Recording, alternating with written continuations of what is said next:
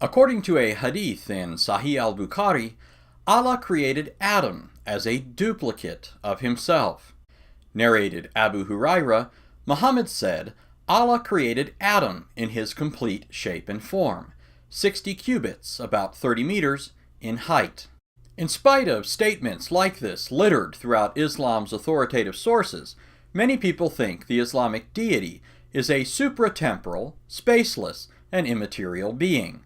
However, this popular but fault-ridden idea has nothing to do with what Muhammad originally taught and everything to do with what later Muslims, especially under the influence of Greek philosophy, came to believe must be true of Allah if he's to be taken as the uncreated creator of time, space, and matter.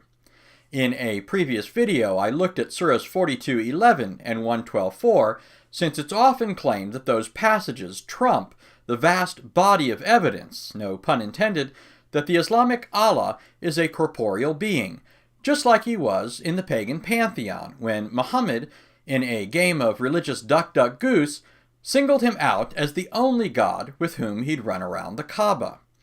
Having shown that those passages are not contrary to the idea that Muhammad's false god had a body, in this video I'll show that Surah 112 actually supports it.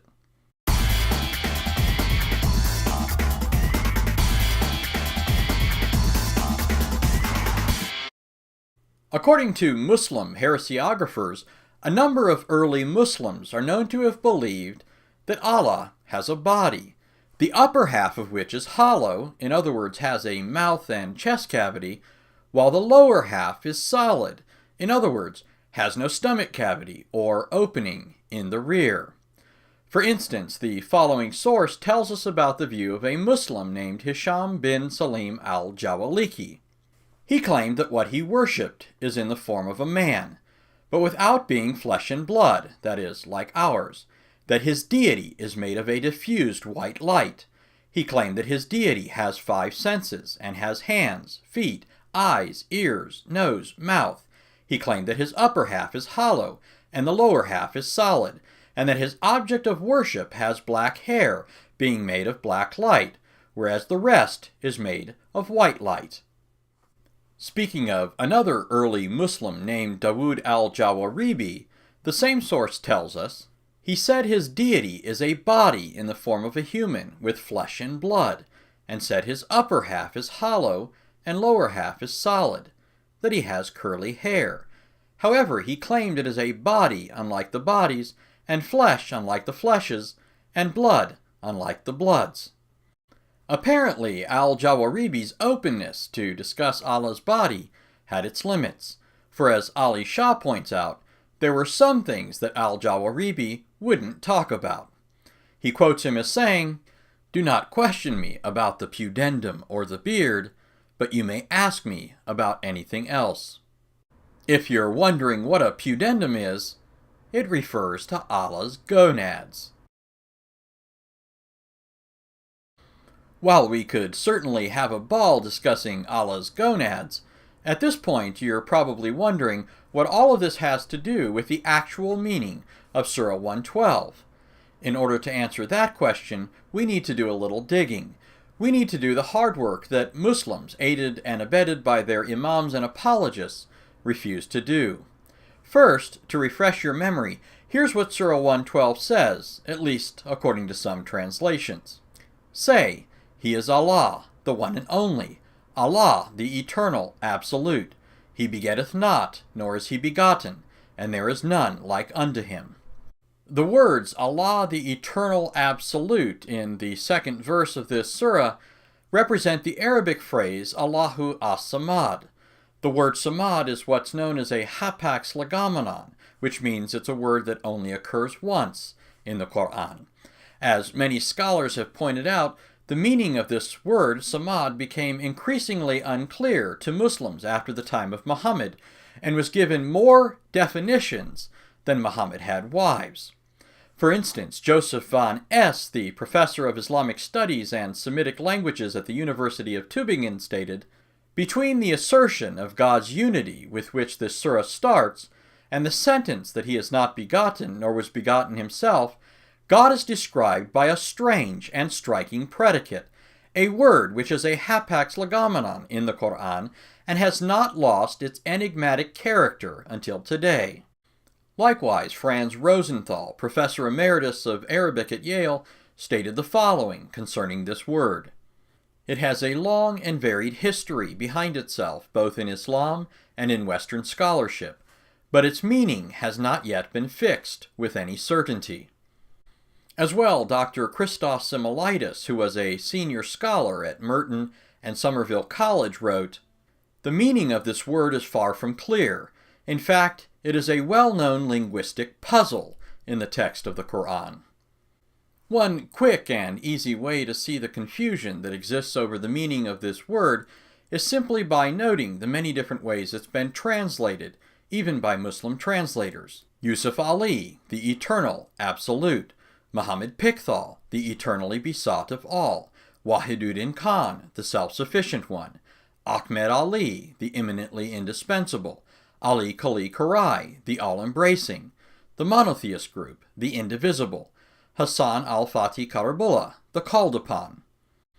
The reason this word has proven to be so problematic, leading later Muslims to assign various meanings to it, is because the original and literal meaning of the word is solid, not hollow, or having no cavity or open space. In fact, that's exactly how it's rendered in the translation of Bijan Moinian. God is solid. This definition and interpretation of the meaning of samad is borne out by several lines of evidence.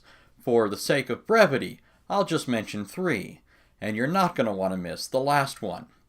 First, according to the science of Quranic interpretation, in order to know the meaning of a given passage of the Quran, one must know the occasion, reason, or causes for which it was given. For instance, in his Usul at-Tafsir, Bilal Phillips wrote, "Knowledge of the reasons for revelation is of great importance to understanding the Quran, as well as many of the Islamic laws contained in it." So, what was the occasion or reason that provoked Muhammad to utter the words of Surah 112?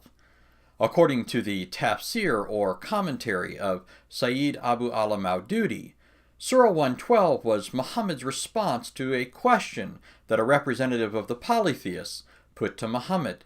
He records the following report. Amir bin at-Tufail said to Muhammad, "O Muhammad, what do you call us to?" Muhammad replied, "To Allah." Amir said, "Then tell us of what he is made, whether of gold, silver, or iron." Thereupon this surah was sent down.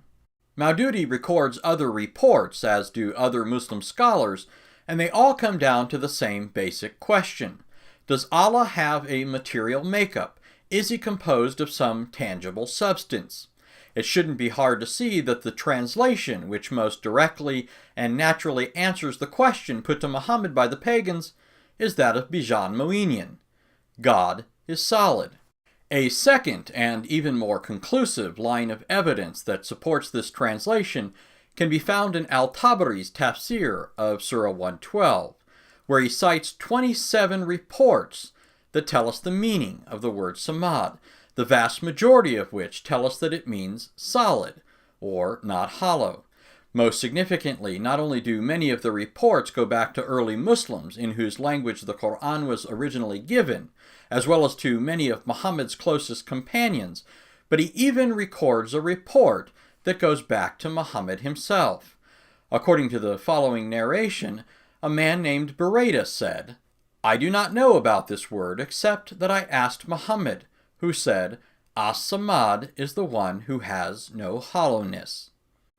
A third and final line of evidence, which by itself is worth the price of admission, concerns the creation of Adam. Because Allah created Adam in his shape and form, as we've already seen, this created no little confusion for the angels. Even though Allah told them in advance that he was going to make man in his shape and form, when he eventually did so, he first created Adam as a lifeless statue. And when the angels came upon Adam, they couldn't tell the difference between him and Allah, for which reason they were scared. That is, until Iblis, Satan, in a stroke of genius, decided to do a little investigating. According to Musa bin Harun, Amr bin Hamad, Asbat al-Sudi, Abu Malik and Abu Salah, Ibn Abbas, also al-Sudi, Murrah al-Hamdani, Ibn Masud, and some other companions of Muhammad, Allah said to the angels, I am creating a human being from clay. When I have fashioned him and blown some of my spirit into him, fall down in prostration before him. Allah created him with his own hands, lest Iblis become overbearing toward Adam, so that Allah could say to Iblis, You are overbearing toward something I have made with my own hands, which I myself was not too haughty to make. So Allah created Adam as a human being. He was a body of clay for 40 years, the extent of Friday. When the angels passed by him, they were frightened by what they saw. The angel most frightened was Iblis. He would pass by him, kick him, and thus make the body produce a sound, as potter's clay does. Then he would say, What were you created for? He entered his mouth and left from his posterior. Then he said to the angels, Don't be afraid of that one, for your Lord is solid, whereas this one is hollow. When I am given authority over him, I shall ruin him. In other words, because Adam was hollow, as proven by the sound emitted when Satan kicked him, and by the fact that Satan was able to enter his mouth and exit through his rear, Satan or Iblis discovered that it wasn't Allah.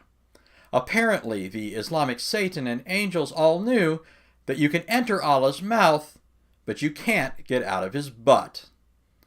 Lord willing, I'll have more to say about Allah's body, including his genitals, but for now, the next time a Muslim tells you that his God is immaterial, timeless, and spaceless like the God of the Bible, do Allah a solid and point them to this video.